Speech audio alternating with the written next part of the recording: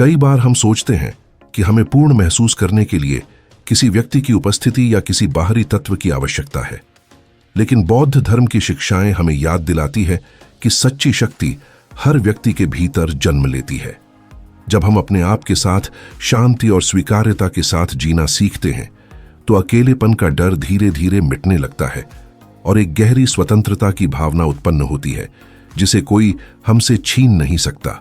भावनात्मक रूप से दूसरों पर निर्भर हुए बिना जीना तब शांति और संतुलन की ओर जाने वाला मार्ग बन जाता है।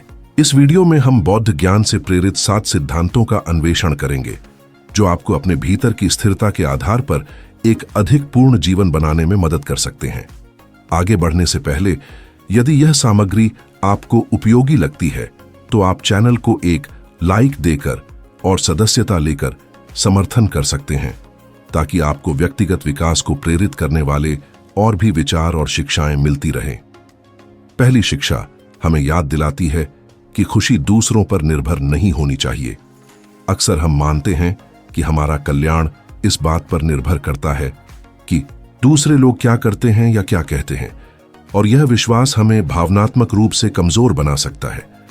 जब हमारा मनोभाव किसी और के व्यवहार के अनुसार लगातार बदलता रहता है तो हम अपनी आंतरिक स्थिरता खो देते हैं और जीवन अनिश्चित लगने लगता है, जैसे हवा के हर झोंके से डगमगाती हुई लौ। फिर भी हर व्यक्ति के भीतर एक ऐसा निजी स्थान होता है जिसे बाहर होने वाली घटनाएं नियंत्रित नहीं कर सकती। जब हम अपना सुख शांति दूसरों के निर्णयों या प्रतिक्रियाओं के हवाले कर देते हैं तो हम अपने हृदय को असुरक्षित छोड़ देते हैं। तब किसी का हर इशारा, शब्द या यहां तक कि मौन भी हमें भावनात्मक रूप से ऊपर उठा सकता है या गिरा सकता है। समय के साथ इस तरह जीना थकाने वाला हो जाता है क्योंकि कोई भी व्यक्ति हमेशा उस चीज को संभाल नहीं सकता जिसे वास्तव में हर किसी को स्वयं संभालना चाहिए। इसलिए अपने केंद्र को पुनः प्राप्त करना आंतरिक शक्ति का एक कार्य है। सच्ची शांति तब प्रकट होने लगती है जब हम समझते हैं कि भले ही हम दूसरों के कार्यों को नियंत्रित नहीं कर सकते, लेकिन हम यह चुन सकते हैं कि जो हो रहा है उसके प्रति कैसे प्रतिक्रिया दें। यह समझ एक भारी भावनात्मक बोझ को हल्का कर देती है क्योंकि तब निराशा या दूसरों के व्यवहार में अचानक बदलाव का लगातार डर नहीं रहता। बौद्ध अभ्यास में यह सिखाया जाता है कि अनुभवों को बिना उनसे चिपके देखा जाए, जिससे भावनाएं आती जाती रहें लेकिन हमें पूरी तरह नियंत्रित न कर सके। जब हम इस जागरूक अवलोकन की क्षमता विकसित करते हैं तो बाहरी चीजों का हमारे ऊपर प्रभाव काफी कम हो जाता है। हम अपने भावों को शांत मन से पहचानना सीखते हैं और इस तरह आवश्यकता या निर्भरता से प्रतिक्रिया देने के बजाय शांति से कार्य करने लगते हैं। स्वीकृति की आवश्यकता को कम करना यह नहीं है कि हम ठंडे या उदासीन हो जाएं, बल्कि यह हमें अधिक सच्चे तरीके से संबंध बनाने की अनुमति देता है क्योंकि तब हम अपनी भावनात्मक स्थिरता की जिम्मेदारी दूसरों पर नहीं डालते। रिश्ते हल्के और स्वाभाविक हो जाते हैं और उनका संबंध भीतर की समृद्धि से उत्पन्न होता है, न कि किसी कमी से। जब आप यह खोज लेते हैं कि आपके कल्याण का स्रोत आपके भीतर है तो दुनिया में चलने का आपका तरीका बदलने लगता है। आप अपने विचारों, अपनी भावनाओं और अपने आप के साथ व्यवहार करने के तरीके पर अधिक ध्यान देने लगते हैं। यह आत्म देखभाल वैसी ही बन जाती है जैसी आप किसी प्रिय व्यक्ति को देते हैं और धीरे धीरे यह आपकी दैनिक ऊर्जा को बदल देती है। इस तरह जब कोई व्यक्ति अप्रत्याशित व्यवहार करता है तो आपको ऐसा नहीं लगता कि आपके पैरों तले जमीन खिसक गई है। आप महसूस कर सकते हैं, समझ सकते हैं कि क्या हुआ और भावनात्मक रूप से टूटे बिना आगे बढ़ सकते हैं। इसका अर्थ यह नहीं कि जो हुआ उसे अनदेखा किया जाए, बल्कि यह कि आप अपने व्यक्तिगत मूल्य को दूसरों के शब्दों या कार्यों पर आधारित करना छोड़ देते हैं। समय के साथ आपका आंतरिक संतुलन अधिक स्थिर और सौम्य हो जाता है। भावनात्मक स्वतंत्रता तुरंत नहीं आती, यह एक धीरे धीरे होने वाली प्रक्रिया का परिणाम है।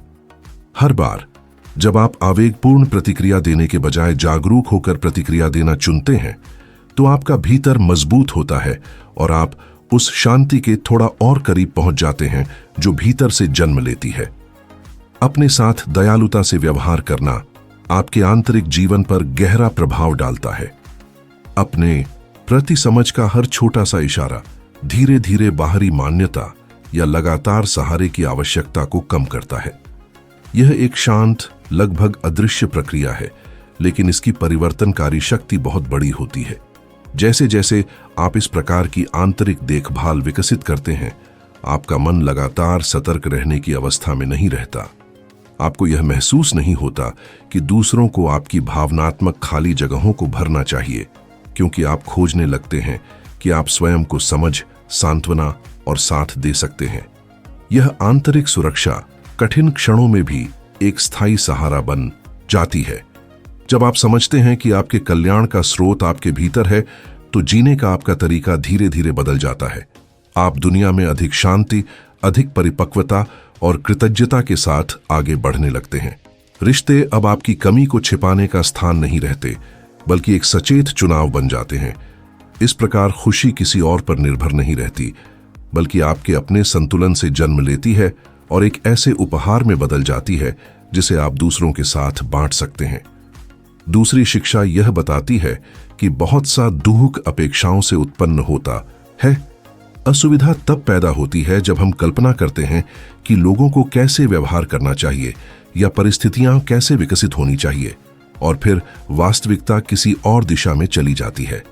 हमारी इच्छाओं और वास्तव में जो घटित होता है, उनके बीच की यह दूरी निराशा और दुख पैदा कर सकती है। अपेक्षाएं हमारे मन में कई प्रकार के दृश्य और कल्पनाएं बनाती हैं। जब जीवन उन कल्पनाओं से मेल नहीं खाता, तो हमें लगता है कि कुछ गलत हो रहा है। अक्सर हम उम्मीद करते हैं कि दूसरे लोग बिना यह बताए कि हम क्या महसूस कर रहे हैं, हमें समझ लें। वे ठीक उसी तरह प्रतिक्रिया दें जैसे हम देते, या वे कभी हमें असहज न करें। लेकिन हर व्यक्ति दुनिया को अपनी कहानी, अपने अनुभवों और अपनी सोच के अलग तरीके से देखता है। इसी कारण कोई भी व्यक्ति पूरी तरह उन छवियों के अनुसार नहीं चल सकता जो हम अपने मन में बनाते हैं। इस वास्तविकता को समझना हमारे भावनात्मक बोझ का एक बड़ा हिस्सा हल्का कर सकता है। जब हम हर चीज को नियंत्रित करने की कोशिश छोड़ देते हैं, तो दिल हल्का होने लगता है। तब वास्तविकता हमारे इच्छाओं को चुनौती देने वाली प्रतिद्वंद्वी जैसी नहीं लगती, बल्कि वैसी ही दिखाई देने लगती है जैसी वह वास्तव में है, बिना हमारी अपेक्षाओं के, विकृतियों के। जीवन को इस अधिक स्पष्ट दृष्टि से देखने पर भीतर अधिक शांति उत्पन्न होती है। बौद्ध दर्शन समझाता है कि मन तब पीड़ित होता है जब वह किसी विशेष परिणाम से कठोरता से चिपक जाता है। हम पूर्ण निश्चितता और बिल्कुल वैसा ही परिणाम चाहते हैं, लेकिन जीवन लगातार परिवर्तन में है। कुछ भी हमेशा एक जैसा नहीं रहता। जब हम अस्तित्व के इस बदलते स्वभाव को स्वीकार करते हैं, तो हमारे साथ रहने वाला दैनिक तनाव धीरे धीरे कम होने लगता है। इसका अर्थ यह नहीं कि हमें सकारात्मक इच्छाओं या आकांक्षाओं को छोड़ देना चाहिए। इसका अर्थ केवल इतना है कि उन्हें कठोर मांगों में न बदला जाए। जब हम अधिक खुले और लचीले दृष्टिकोण को अपनाते हैं, तो हम जीवन को अधिक स्वाभाविक रूप से बहने देते हैं, और यह खुलापन अनावश्यक पीड़ा को काफी हद तक कम कर देता है। किसी चीज की इच्छा करने और यह उम्मीद करने के बीच एक महत्वपूर्ण अंतर है कि वह अवश्य ही घटित हो। इच्छा केवल एक संभावना प्रस्तुत करती है, जबकि अपेक्षा एक शर्त थोप देती है। जब हम अपनी इच्छाओं को कठोर मांगों में बदल देते हैं, तो यदि वास्तविकता हमारी कल्पना से मेल नहीं खाती, तो दर्द आसानी से उत्पन्न हो जाता है। लेकिन जब हम उन अपेक्षाओं का कुछ हिस्सा छोड़ देते हैं, तो जीवन को अधिक स्पष्ट रूप से देखने के लिए स्थान खुल जाता है। जब ये आंतरिक मांगें कम होती हैं, तो हम वास्तविकता को वैसी ही देखना शुरू करते हैं जैसी वह है। इससे हम अधिक ध्यान से सुन पाते हैं, अधिक गहराई से महसूस कर पाते हैं और अधिक शांत मन से कार्य कर पाते हैं। निराशा या हताशा से प्रतिक्रिया देने के बजाय हम समझ के साथ प्रतिक्रिया देते हैं, और यह नई दृष्टि हमारे संबंधों को भी बेहतर बनाती है। आंतरिक शांति तब प्रकट होती है जब हम यह मांग करना छोड़ देते हैं कि सब कुछ उसी योजना के अनुसार हो जो हमने अपने मन में बना ली थी। हम समझते हैं कि लोग बदलते हैं, शब्द हमेशा पूरी तरह सही तरीके से व्यक्त नहीं हो पाते, और योजनाएं कभी-कभी अप्रत्याशित दिशा ले सकती हैं। इस वास्तविकता को स्वीकार करना हमें कमजोर नहीं बनाता, बल्कि हमें अधिक लचीला और बुद्धिमान बनाता है। जब हम कठोर अपेक्षाओं को छोड़ना सीखते हैं तो हमारा दिल संभावित निराशाओं की लगातार आशंका में जीना छोड़ देता है। इस चिंता में रहने के बजाय कि क्या गलत हो सकता है, हम वर्तमान क्षण में अधिक उपस्थित होकर जीने लगते हैं। धीरे धीरे हम समझते हैं कि जीवन चलता रहता है, भले ही कुछ वैसा न हो जैसा हमने कल्पना की थी, और फिर भी हम शांति के साथ आगे बढ़ सकते हैं।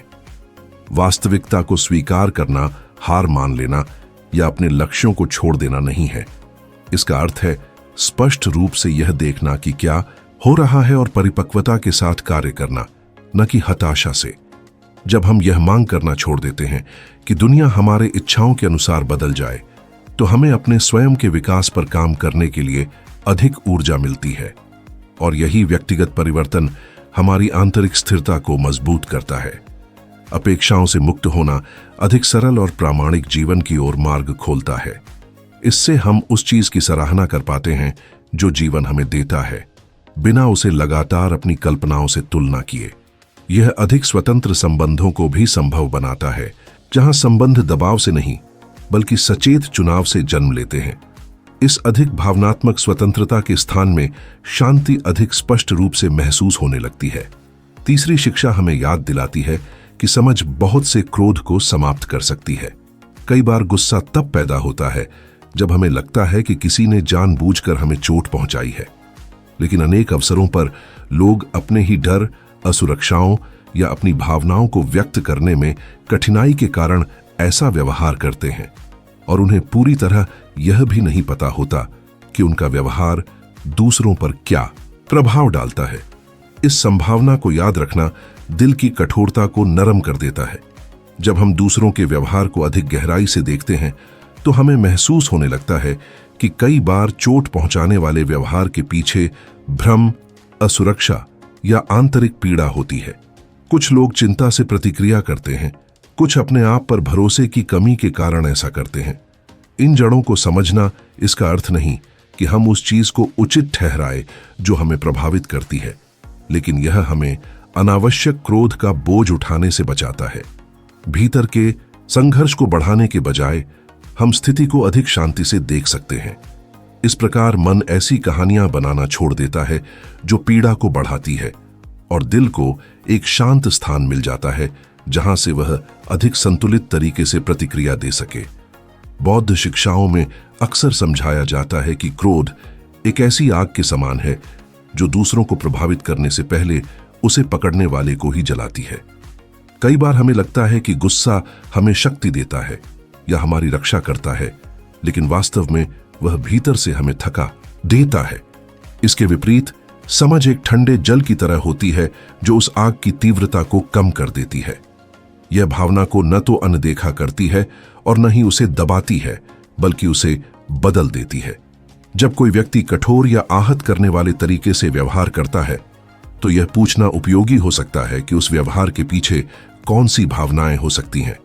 शायद वह व्यक्ति थकान, भ्रम या दुख से गुजर रहा हो।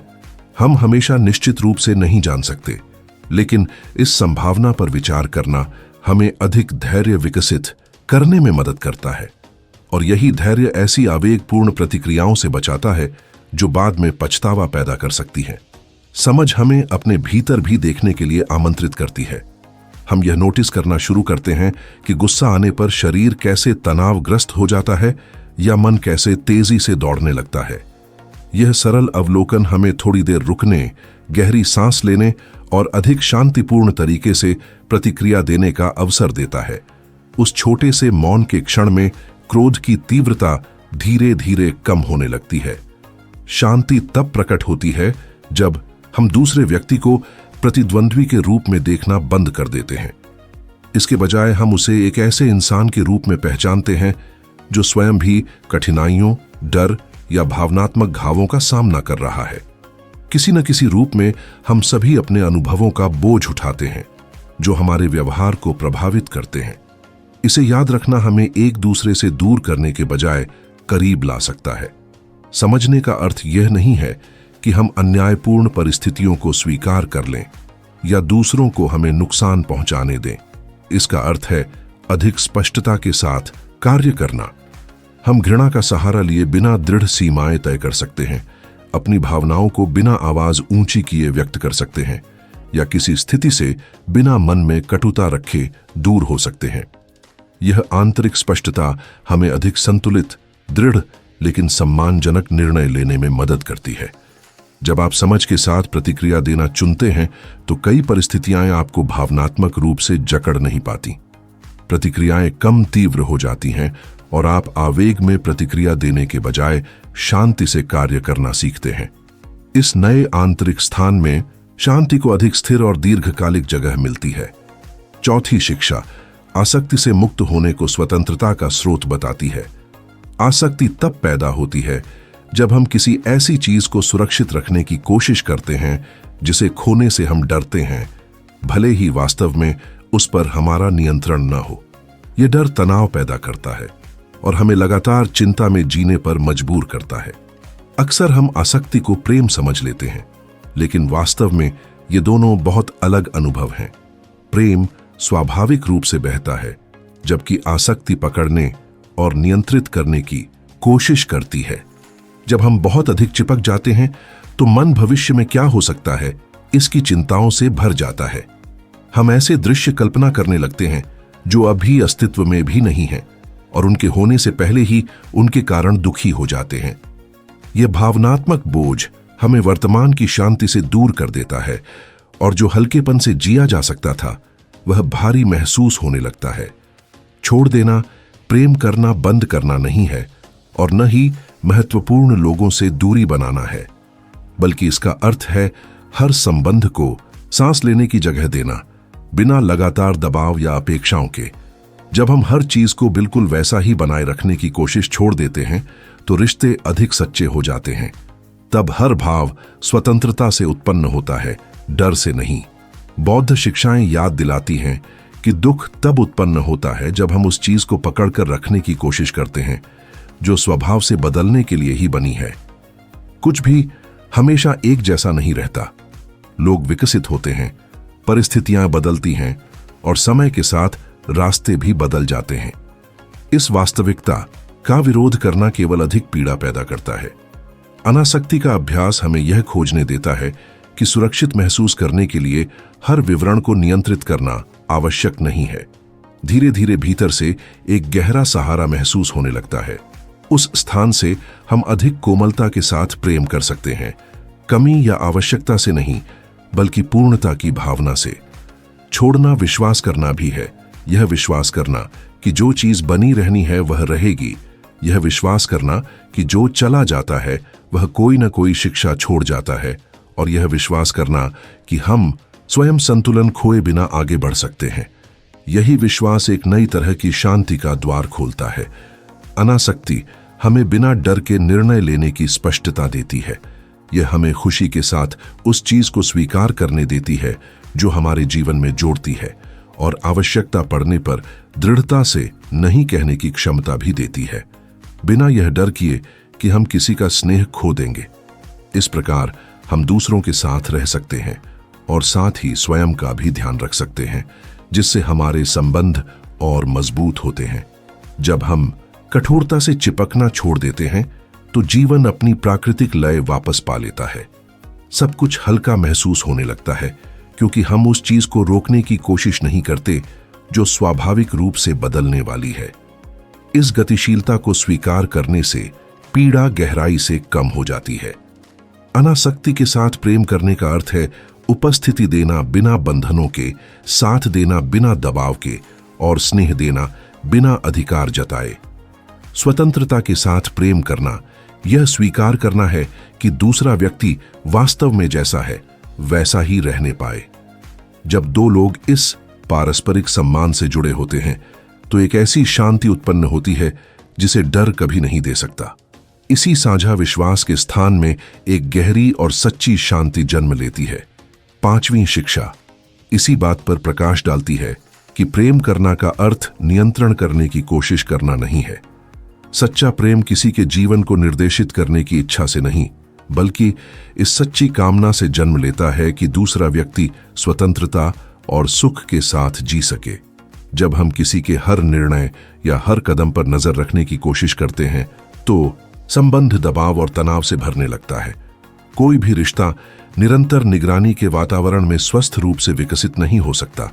इसके विपरीत, जहां स्वतंत्रता होती है वहां स्नेह स्वाभाविक रूप से विकसित होने के लिए स्थान पाता है। नियंत्रण करने की इच्छा अक्सर डर से पैदा होती है। किसी को खो देने का डर, किसी और से बदल दिए जाने का डर, या यह डर कि हम पर्याप्त नहीं हैं। लेकिन कोई भी दिल तब सहज महसूस नहीं कर सकता जब वह अविश्वास की सीमाओं में बंधा हो। जब हम इस नियंत्रण की आवश्यकता को पीछे छोड़ देते हैं तो प्रेम की प्रकृति बदल जाती है। वह असुरक्षा पर आधारित नहीं रहता, बल्कि विश्वास पर टिकने लगता है। किसी के साथ चलना यह नहीं है कि हम उसके लिए निर्णय लें, बल्कि उसके साथ सम्मान के साथ चलें। किसी को महत्व देना यह भी नहीं है कि हम उसके हर कदम पर नजर रखें, बल्कि उसकी उपस्थिति को पहचानें और उसे उसी रूप में सराहें जैसा वह है। इस प्रकार का प्रेम ऐसा स्थान बनाता है जहां दोनों व्यक्ति अलग अलग रूप से विकसित हो सकते हैं, और यह व्यक्तिगत विकास ही संबंध को और मजबूत बनाता है। जब तीव्र भावनात्मक निर्भरता नहीं रहती, तब आप खोजते हैं कि आप प्रेम कर सकते हैं बिना यह महसूस किए कि दूसरे की अनुपस्थिति में आपकी स्थिरता खत्म हो जाएगी। आपका कल्याण पूरी तरह उसकी उपस्थिति पर निर्भर नहीं रहता, क्योंकि आपने भीतर से स्वयं को संभालना सीख लिया है। इस आंतरिक पूर्णता से प्रेम अधिक सच्चे और संतुलित रूप में प्रकट होता है। बौद्ध शिक्षाएं अक्सर याद दिलाती हैं कि सच्चा प्रेम करने का अर्थ है दूसरे के कल्याण की कामना करना, भले ही उसके निर्णय हमारी पसंद से मेल न खाते हों। इसमें न तो थोपना होता है और न ही मांग करना, बल्कि समझना, साथ देना और शांति प्रदान करना होता है। जब नियंत्रण की आवश्यकता समाप्त हो जाती है तो दूसरा व्यक्ति अपनी सच्चाई के साथ सामने आ सकता है। यह स्वतंत्रता संबंध में विश्वास को मजबूत करती है, क्योंकि तब किसी बाहरी अपेक्षा को पूरा करने का दबाव नहीं रहता। इसी तरह एक अधिक ईमानदार संबंध बनता है जहां दोनों स्वयं को सुना और सम्मानित महसूस करते हैं। लगातार नियंत्रण थकाने वाला होता है, क्योंकि यह किसी ऐसी चीज को बनाए रखने के लिए लगातार प्रयास मांगता है जिसे वास्तव में स्थायी रूप से बनाए नहीं रखा जा सकता। कोई भी व्यक्ति हर समय किसी दूसरे के हर इशारे या हर निर्णय पर नजर रखकर नहीं जी सकता। जब हम इस आदत को छोड़ देते हैं तो दिल को विश्राम मिलता है और एक ऐसी स्वतंत्रता का अनुभव होता है जो साथ जीवन को बदल देती है। बिना अधिकार जताए प्रेम करने का अर्थ यह भी है कि हम यह पहचानें कि हर व्यक्ति का अपना एक आंतरिक संसार होता है। हम सबके अपने सपने, अपने समय, अपने मौन और जीवन को समझने के अलग अलग तरीके होते हैं। इस व्यक्तिगत स्थान का सम्मान करना भावनात्मक परिपक्वता का स्पष्ट संकेत है। यह प्रेम करने का ऐसा तरीका है जिसमें हस्तक्षेप नहीं होता। भावनात्मक निर्भरता हमें यह विश्वास दिला सकती है कि खुशी तभी संभव है जब दूसरा व्यक्ति ठीक वैसा ही व्यवहार करे जैसा हम अपेक्षा करते हैं। लेकिन यह विचार हमारी अपनी स्थिरता को कमजोर कर देता है। जब आप अपना आंतरिक संतुलन वापस पा लेते हैं तो आप खोजते हैं कि अपना केंद्र खोए बिना भी प्रेम साझा किया जा सकता है, और यही सुरक्षा कहीं अधिक गहरी शांति देती है। नियंत्रण करने की कोशिश किए बिना प्रेम करना वास्तव में स्वतंत्रता का एक कार्य है।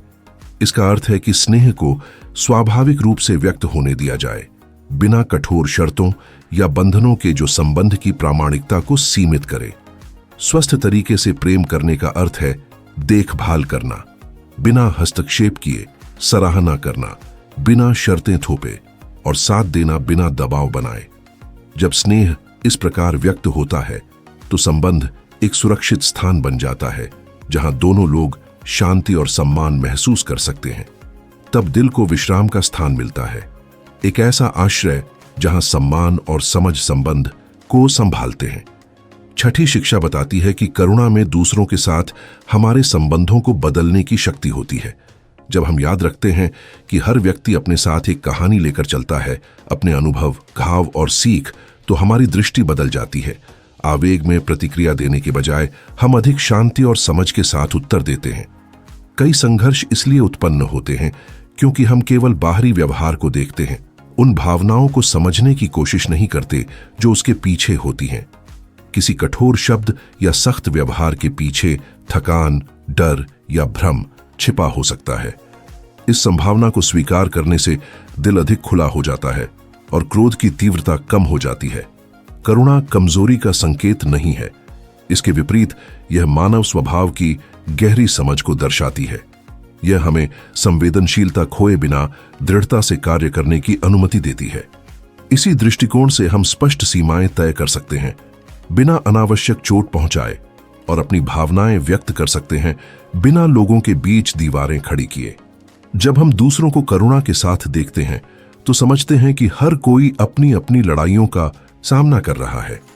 कोई भी व्यक्ति असुरक्षाओं, संदेहों या कठिन क्षणों से पूरी तरह मुक्त नहीं होता। यह समझ एक अदृश्य पुल बनाती है जो लोगों को करीब लाती है और संबंधों को अधिक सरल और मानवीय बना देती है। लेकिन करुणा केवल दूसरों की ओर ही नहीं होनी चाहिए, हमें स्वयं के प्रति भी वही दयालुता सीखनी चाहिए। कई बार हम अपने ही दोषों के प्रति किसी और की तुलना में अधिक कठोर होते हैं और यह कठोरता धीरे धीरे हमारे भीतर को थका देती है।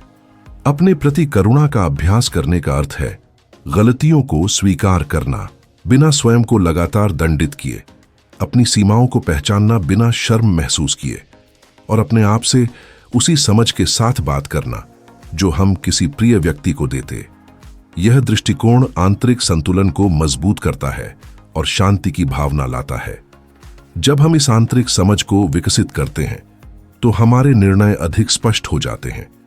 हम अपराध बोध या डर से प्रेरित होकर कार्य करना छोड़ देते हैं और स्वयं के प्रति सम्मान और देखभाल से मार्गदर्शन लेने लगते हैं। यह नया तरीका स्वस्थ और सच्चे संबंधों को भी बढ़ावा देता है। करुणा हमें आवेगपूर्ण प्रतिक्रियाओं को रोकने में भी मदद करती है जो किसी स्थिति को और खराब कर सकती है। जवाब देने से पहले हम सांस लेते हैं, निर्णय करने से पहले हम देखते हैं। यह छोटा सा ठहराव पूरी तरह बदल सकता है कि हम किसी संघर्ष का सामना कैसे करते हैं और हमें अधिक शांत प्रतिक्रिया चुनने की अनुमति देता है। जैसे जैसे जीवन को इस दृष्टि से देखने का अभ्यास बढ़ता है, तनाव कम होने लगता है और साथ जीवन अधिक सामंजस्यपूर्ण बन जाता है। धीरे धीरे हम खोजते हैं कि बिना इतनी सुरक्षा दीवारों के भी संबंध बनाए जा सकते हैं और अधिक सच्चे संबंध संभव होते हैं। 7वीं शिक्षा मन को शांत करने के लिए वर्तमान में जीने का निमंत्रण देती है। अक्सर हमारे विचार लगातार उस चीज के बीच घूमते रहते हैं जो पहले हो चुकी है और जो भविष्य में हो सकती है। यह मानसिक आवागमन दिल को थका देता है क्योंकि यह हमें उन यादों में बांधता है जिन्हें बदला नहीं जा सकता और उन चिंताओं में जो अभी अस्तित्व में भी नहीं है। इसी कारण वर्तमान क्षण एक आश्रय बन जाता है। जब हम अपना ध्यान वर्तमान पल पर लाते हैं तो हमारे भीतर कुछ धीरे धीरे शांत होने लगता है। हम अतीत से लड़ना छोड़ देते हैं और उन समस्याओं की कल्पना करना भी छोड़ देते हैं जो शायद कभी घटित ही ना हो। वर्तमान सरल और सीधा होता है। इसी सरलता में स्पष्टता दिखाई देती है। सजगता का अभ्यास करने के लिए जटिल कार्यों की आवश्यकता नहीं होती। यह उतना ही सरल हो सकता है जितना अपनी सांस को महसूस करना, पास की किसी ध्वनि को सुनना या अपने कदमों पर ध्यान देना। यह देखने का कार्य मन को व्यवस्थित करता है और हमें उसी क्षण में लौटाता है जो वास्तव में मौजूद है। अतीत मूल्यवान सीख दे सकता है, लेकिन उसे भावनात्मक कैद नहीं बनना चाहिए। जब हम दर्दनाक यादों में बहुत अधिक समय बिताते हैं तो हम उन अनुभवों को फिर से जीते हैं जो पहले ही समाप्त हो चुके हैं। वर्तमान में लौटना इस चक्र को तोड़ देता है और हमें हल्केपन के साथ आगे बढ़ने देता है। भविष्य भी तब बोझ बन सकता है जब हम उसे अनुमान और भय से भर देते हैं। कई बार हम नकारात्मक परिस्थितियों की कल्पना करते हैं और उनके होने से पहले ही दुखी हो जाते हैं, लेकिन कोई भी चिंता उस चीज को बदल नहीं सकती जो अभी तक हुई ही नहीं है। वर्तमान में बने रहना इस अनावश्यक बोझ को कम कर देता है।